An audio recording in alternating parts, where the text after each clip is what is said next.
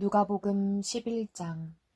예수께서 어느 한 곳에서 기도하고 계셨는데 기도를 마치시자 제자 중 하나가 말했습니다. 주여, 요한이 자기 제자들에게 기도하는 것을 가르쳐 준 것처럼 주께서도 저희에게 가르쳐 주십시오. 예수께서 제자들에게 말씀하셨습니다. 너희는 이렇게 기도하라. 아버지여, 주의 이름이 거룩히 여김을 받으시며 주의 나라가 임하게 하소서.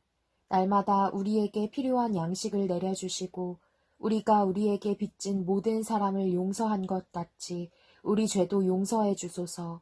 그리고 우리를 시험에 들지 않게 하소서. 그러고 나서 예수께서 말씀하셨습니다. 너희 중 누가 친구가 있는데 한밤중에 그가 찾아와 친구여, 내게 빵 3덩이만 빌려주게. 내 친구가 여행길에 나를 만나러 왔는데 내놓을 게 없어서 그렇다네 라고 할 때 그 사람이 안에서 귀찮게 하지 말게, 문은 다 잠겼고 나는 아이들과 함께 벌써 잠자리에 들었네. 내가 지금 일어나서 뭘 줄 수가 없네 라고 거절할 수 있겠느냐. 내가 너희에게 말한다. 친구라는 이유만으로는 그가 일어나 빵을 갖다 주지 않을지라도 끈질기게 졸라대는 것 때문에는 일어나 필요한 만큼 줄 것이다. 그러므로 내가 너희에게 말한다. 구하라, 그러면 너희에게 주실 것이다.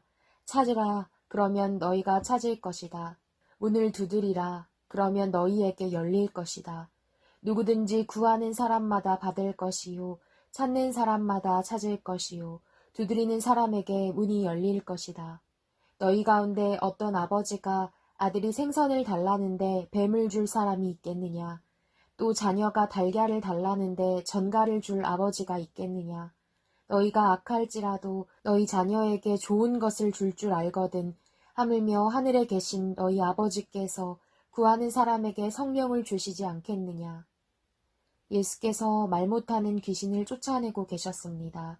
그 귀신이 나오자 말 못하던 사람이 말하게 됐고 사람들은 놀랐습니다. 그러나 그중 어떤 사람이 말했습니다. 예수는 귀신의 왕 바알세불의 힘을 빌려 귀신을 쫓아내는 것이다. 또 어떤 사람들은 예수를 시험할 속셈으로 하늘의 표적을 보이라고 요구하기도 했습니다.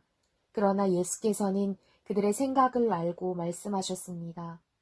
어떤 나라든지 서로 갈라져 싸우면 망하게 되고 가정도 서로 갈라져 싸우면 무너진다. 사탄도 역시 서로 갈라져 싸우면 사탄의 나라가 어떻게 설 수 있겠느냐. 너희는 내가 바알세불의 힘을 빌려 귀신을 내쫓는다고 하니 내가 바알세불의 힘을 빌려 귀신들을 내쫓는다면 너희 아들들은 누구의 힘을 빌려 귀신들을 쫓아내느냐. 그러므로 그들이야말로 너희의 재판관이 될 것이다. 그러나 내가 하나님의 손가락을 힘입어 귀신들을 내쫓는다면 하나님의 나라가 이미 너희에게 온 것이다. 힘센 사람이 완전 무장을 하고 집을 지키고 있다면 그 재산은 안전할 것이다. 그러나 힘이 더 센 사람이 공격해 그를 이기면 그가 의지하는 무장을 모두 해제시키고 자기가 노력한 것을 나눠줄 것이다. 나와 함께 하지 않는 사람은 나를 반대하는 사람이고 나와 함께 모이지 않는 사람은 흩어버리는 사람이다. 한 더러운 영이 어떤 사람에게서 나와 쉴 곳을 찾으려고 물 없는 곳을 돌아다니다가 끝내 찾지 못하고 내가 전에 나왔던 집으로 다시 돌아가야겠다고 말했다. 그런데 그곳에 이르러 보니 집이 깨끗하게 청소돼 있고 말끔히 정돈돼 있었다. 그래서 더러운 영은 나가서 자기보다 더 사악한 다른 영들을 7이나 데리고 와 그곳에 들어가 산다. 그러면 그 사람의 마지막 상황은 처음보다 훨씬 더 나빠진다. 예수께서 이런 말씀을 하고 계실 때 사람들 사이에서 한 여인이 소리쳤습니다. 선생님을 낳아 젖 먹이며 기르신 어머니는 정말 복 있는 분입니다. 예수께서 대답하셨습니다. 정말 복 있는 사람들은 하나님의 말씀을 듣고 지키는 사람들이다. 사람들이 점점 불어나자 예수께서 말씀하시기 시작하셨습니다. 이 세대는 악한 세대다. 그들은 표적을 구하지만 요나의 표적 외에는 어떤 표적도 받지 못할 것이다. 요나가 니느웨 사람들에게 표적이 된 것과 같이 인자도 이 세대에게 표적이 될 것이다.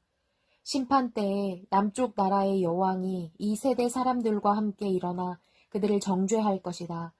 그 여왕은 솔로몬의 지혜를 듣기 위해 땅끝에서 왔기 때문이다.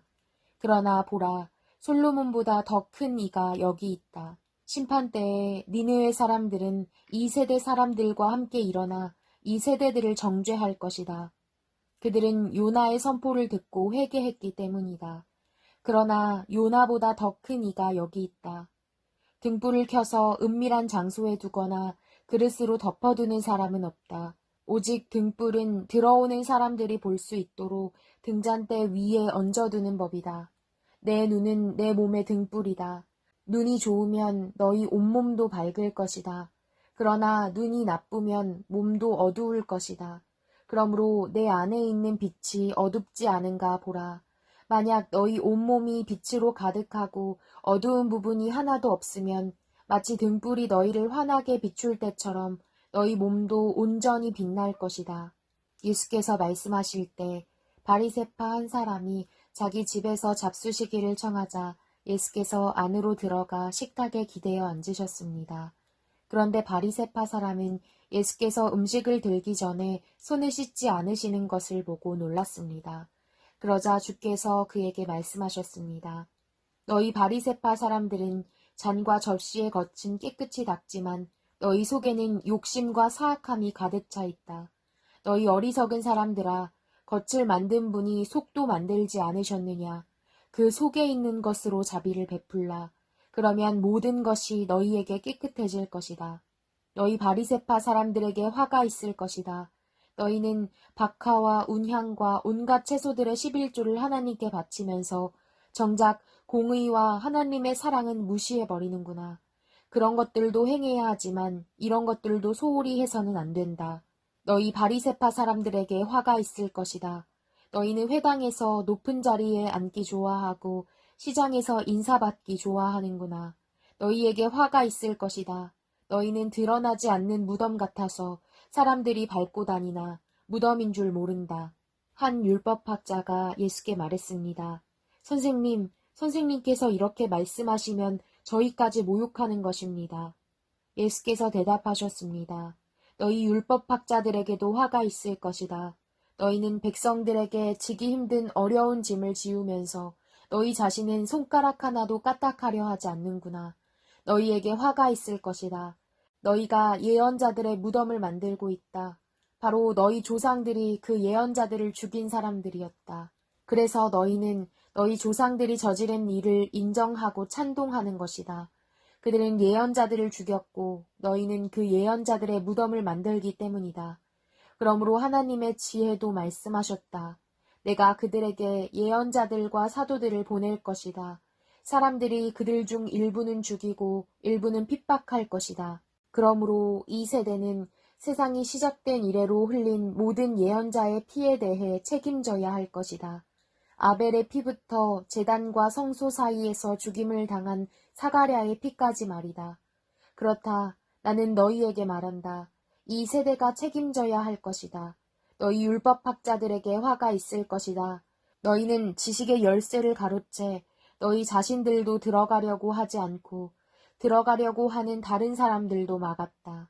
예수께서 그곳에서 나오실 때 바리새파 사람들과 율법학자들은 예수를 격렬하게 적대시하며 여러 가지 질문으로 몰아붙이기 시작했습니다. 그들은 예수께서 말씀하시는 것에 트집을 잡으려고 애썼습니다.